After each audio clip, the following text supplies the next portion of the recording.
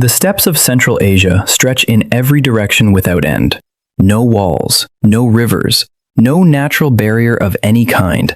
Just grass, wind, and the most dangerous mobile army the world has ever produced. Genghis Khan has unified every warring Mongol tribe under a single banner and turned them into something history had never seen before. A force of 100,000 horsemen who move faster than any enemy can respond, strike before any defense can form, and disappear before any counterattack can land. Every kingdom that tried to hold a line against them watched that line evaporate. Every general who built a plan to stop them found the plan obsolete before the first arrow flew.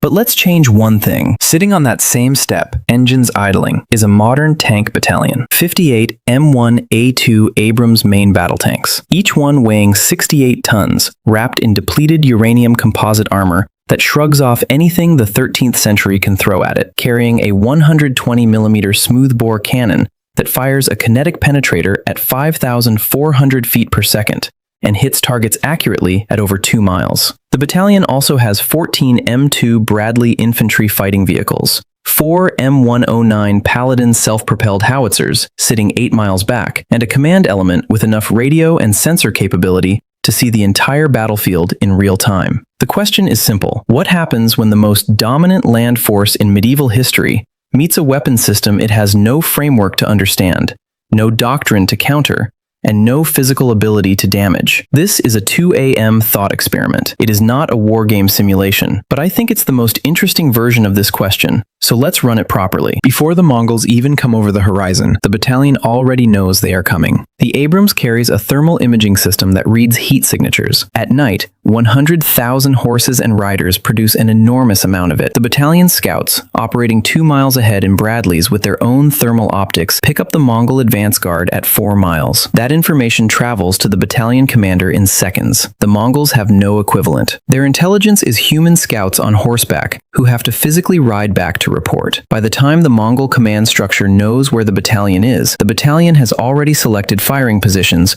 oriented its main guns, and calculated firing solutions on the 3 densest approach routes. The first thing the Mongols do is exactly what made them unstoppable for 2 centuries. They send a cavalry screen forward to probe the enemy position, find the flanks, and report back.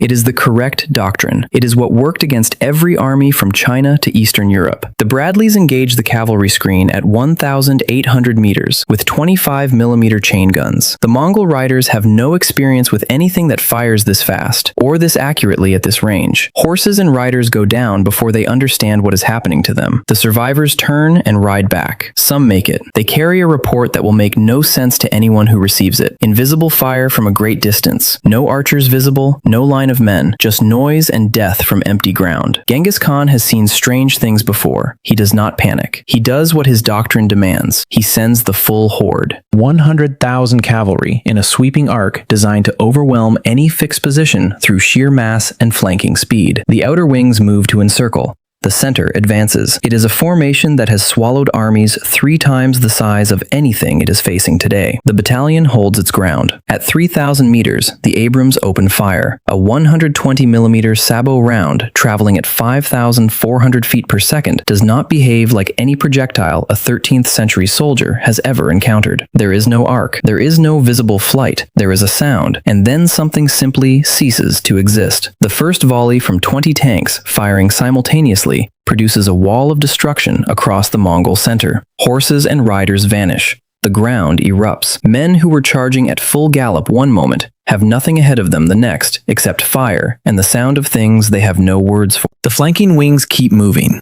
This is discipline. This is exactly what the Mongol cavalry is supposed to do when the center takes pressure. The wings accelerate, complete the encirclement, cut off retreat. The Bradleys on the battalion flanks track the wing cavalry with thermal optics and engage with tow missiles and chain gun fire simultaneously. The tow missile covers 2 miles in flight and detonates against a mass of horses with a warhead designed to kill armored vehicles. Against unarmored cavalry in dense formation, the effect is catastrophic beyond any medieval concept of what a weapon can do. The flanking maneuver collapses. But Genghis Khan is still watching from distance. And here is where the scenario gets genuinely interesting. interesting, because this is a man who adapted his tactics after every campaign, who learned siege warfare from the Chinese, who learned naval tactics from conquered peoples, who absorbed the best military thinking of half a continent and synthesized it into something new. He sees that closing the distance is not working. The question is whether anything in his strategic vocabulary gives him a different option. He tries dispersal, spreading the cavalry into small groups too scattered to target, riding in from multiple directions, attempting to get close enough that the strange weapons cannot distinguish rider from rider. The Abrams thermal systems prefer dispersed targets. Every heat signature is a distinct firing solution. The battalion does not need the Mongols to cluster. It can work through dispersed formations, methodically, at ranges where the Mongols cannot respond. The Paladin howitzers 8 miles back begin dropping 155mm shells into the approach corridors, area denial that channels the cavalry into kill zones the tanks are already covering. There is no gap in the coverage. There is no angle of approach the battalion cannot engage. There is no speed the Mongols can generate that closes the distance faster than a firing solution updates. Now let's be honest about the limitations, because this scenario has them. Fuel is the first problem. An M1A2 Abrams burns through its tank of fuel in roughly 8 hours of combat operations. The battalion has brought resupply, but resupply in 1206 means whatever they carried with them. Sustained operations over days become a logistics problem that medieval cavalry does not have. Horses eat grass. Tanks eat diesel. That does not exist on the Central Asian steppe. Ammunition is the second problem. The battalion carries roughly 40 rounds per Abrams, against a force of 100,000. The math requires careful targeting. The battalion cannot afford to fire at every individual rider. Command elements, mass formations, supply concentrations, those are the priority targets. The outer edges of the horde, the riders who scatter early and ride for the horizon, those riders survive. They carry a story back to every corner of the empire. What that story does to Mongol strategic planning is a separate question. The third problem is the one nobody plans for. Terrain. The Central Asian steppe has areas of soft ground, river crossings, rocky ground that no satellite map from 1206 exists to show. An Abrams that throws a track in hostile territory, in a time period with no recovery vehicle, and no spare parts manufacturing within 1,000 years, is a pillbox. It can still fight.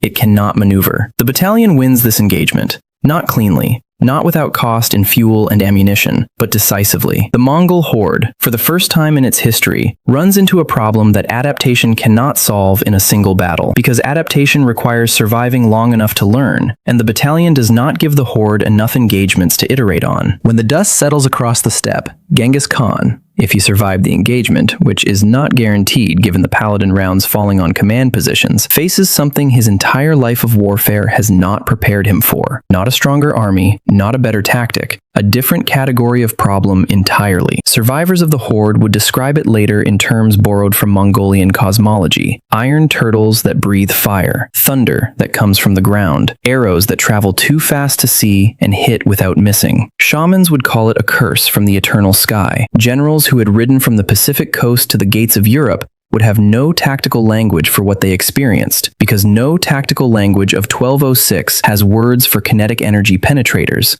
thermal optics, or indirect fire artillery. The battalion answered one question decisively. The question of what happens to Central Asia after the battalion runs out of fuel. That one stays open. This is a 2 a.m. scenario, not a simulation, not a war game. Just the most interesting version of the question I could find at this hour.